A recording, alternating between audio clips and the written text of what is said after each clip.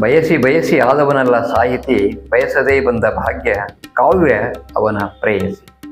ಸಾಹಿತಿಗೂ ಪ್ರೇಯಸಿಗೂ ಧಾರವಾಡ ಪೇಡೆಯ ನಂಟು, ಸವಿದಷ್ಟು ರುಚಿ ಹೆಚ್ಚುಂಟು, ಗೀಚಿದಷ್ಟು ಚಂದ ಅವಳುಂಟು. ಸಾಹಿತಿಗೆ ಬೇಕು ಕಾವ್ಯಕನ್ನಿಕೆ, ಪ್ರೇಯಸಿಗೆ ಬೇಕು ಪಗಳಿಕೆ.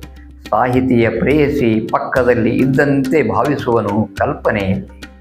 ಅಂತರಂಗದ ಅರಮನೆಯಲ್ಲಿ ಅರಳಿ ನಳನಳಿಸುವ ಕುಸುಮ, ಭಾವಾಂತರಂಗದಲ್ಲಿ ಜನಿಸುವ ಸಾಹಿತಿಯ ಪ್ರೇಯಸಿಯೇ ಕವನ.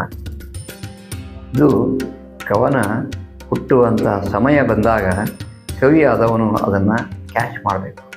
ಆ ಸಂದರ್ಭದಲ್ಲೇ ಬರೆದ್ರೆ ಅದು ಪರಿಪಕ್ವವಾಗಿರ್ತಕ್ಕಂಥ ಕಾವ್ಯವಾಗಿರ್ತದೆ.